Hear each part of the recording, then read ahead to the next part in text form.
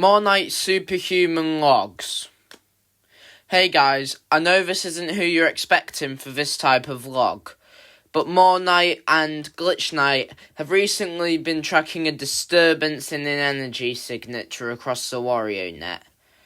And they're pretty busy at the moment. More Night don't really have enough time to come do this log, so I'll be doing it for you today. Recently, More Night went to another part of his world, far away from the Colossus, the other side of the continent he lives on. Essentially, he found himself in one of the most advanced megacities there ever is. However, it had a unique aesthetic, being built on a medieval foundation. This place was called Digimon. Now, what had happened here is this was one of the most ancient cities ever found. A long time ago, ancient civilizations had found special empowered fruits that they used, along with the material from the trees, to craft armours that would supercharge the people within them with powers that they could use to fight off invaders. That civilization lasted longest out of that time period, and further research has shown that it's actually taking power from dead souls. So, the city expanded. Eventually it did die, but people have found it since and built new cities upon its foundation. Recently, they've rediscovered the armour-creating technology. However, they've put code into it that allows the lost souls that infuse their powers into the armour to be turned into code. And so, what they call the super armour is born. It's a type of armour that's half material, half code, fused into it, so that, in the long run, essentially you're wearing an armour that transforms your body into code, allowing you to have the powers of these souls because you possess the same body.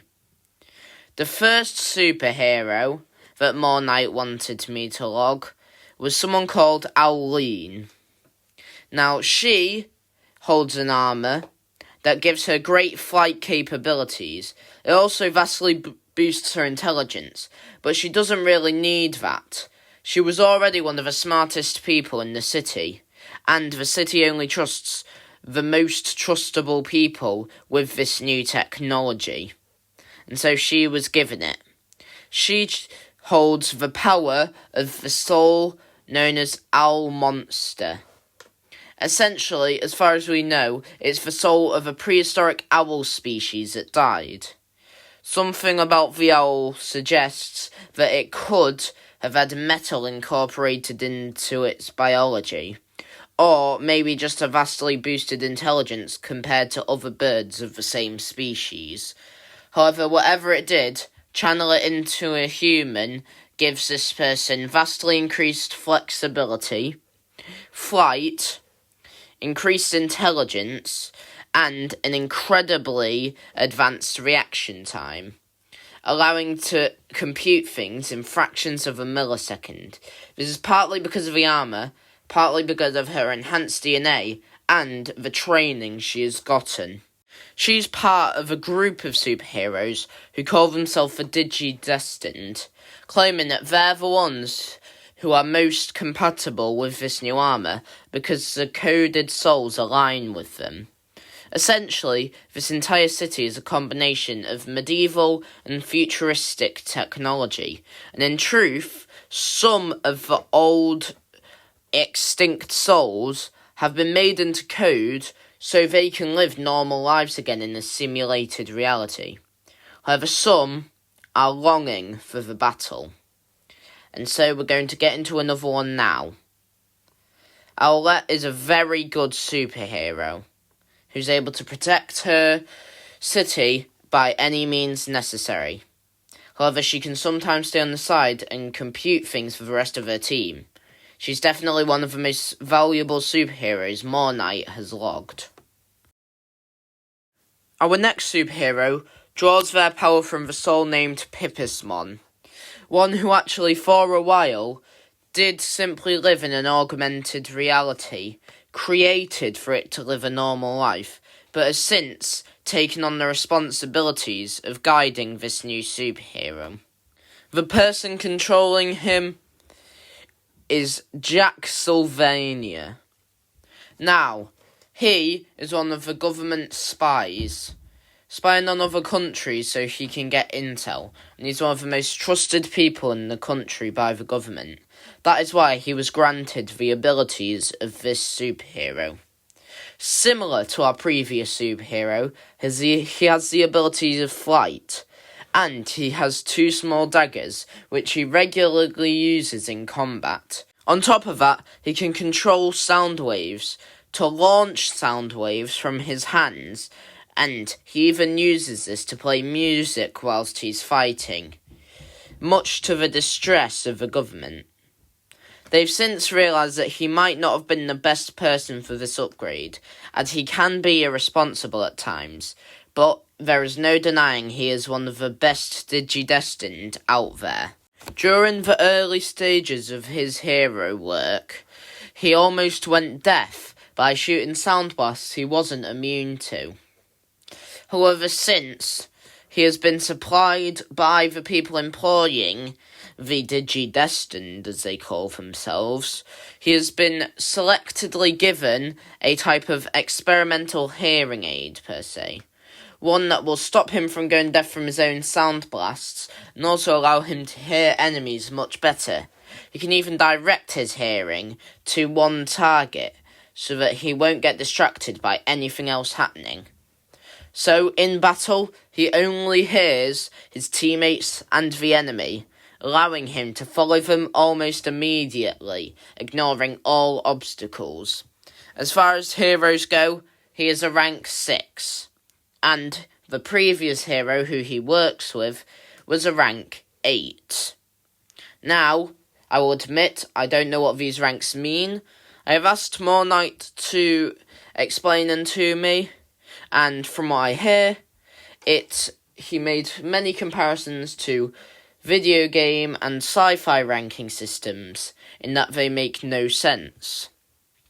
In fact, I have tried to teach myself these ranking systems, and it again makes no sense.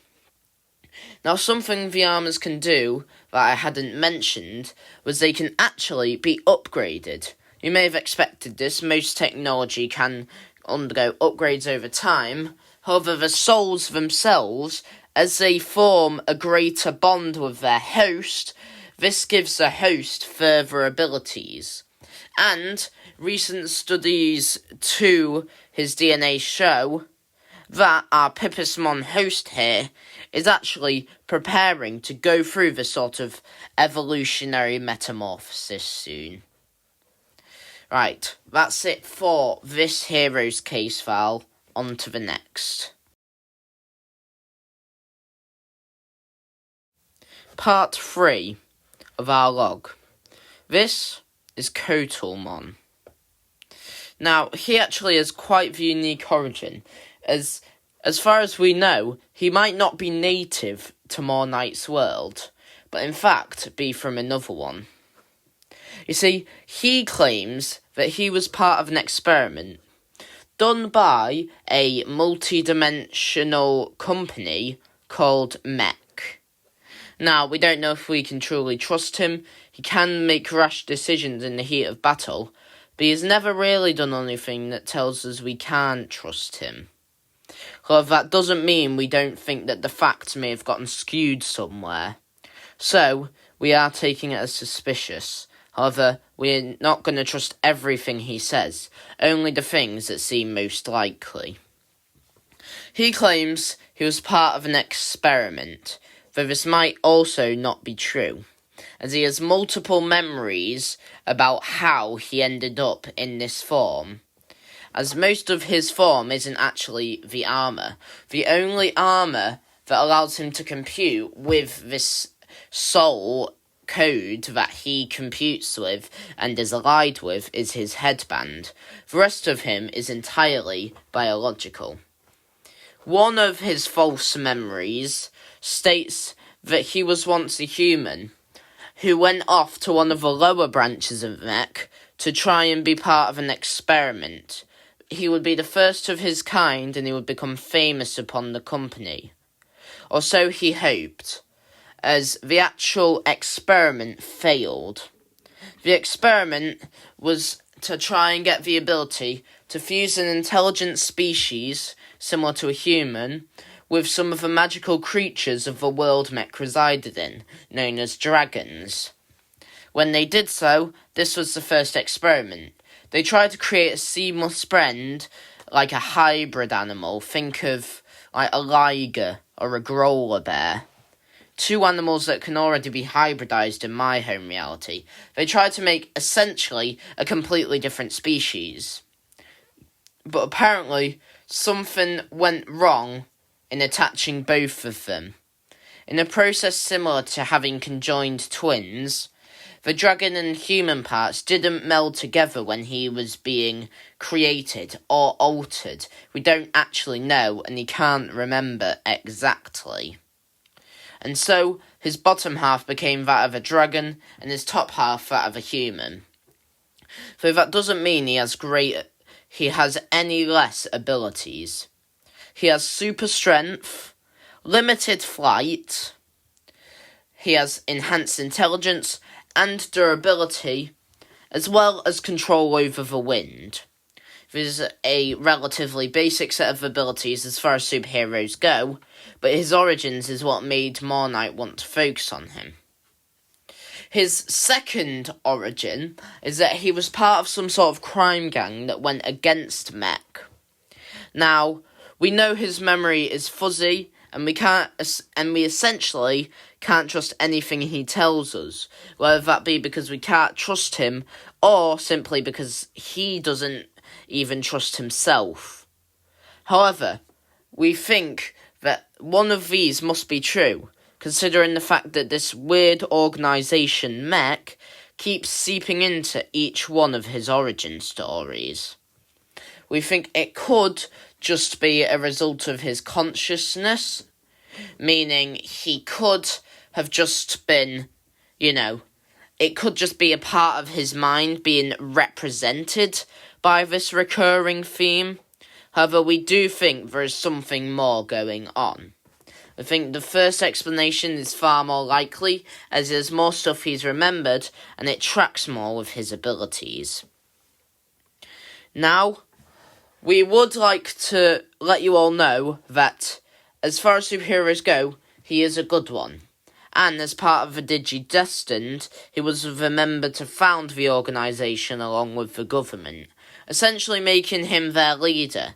Though, on that team, he has made it his goals to make sure they're all treated equally. He essentially doesn't want to be a leader, but as the founder, it is his duty. He has tried to give us more information about his origins, but he can't. We don't blame him. On to the next superhero. Superhero Logs 4. There are more of these superheroes, but so far Moon Knight has only logged 4, and he is not ready to update his files while he and Glitch Knight are still tracking the mysterious signal. This superhero, who calls themselves Ninja Toad, they're very famous for their uncreative naming abilities, is possessed by the code known as the Frog Monster. I don't know who's coming up with these names, but again, not very creative.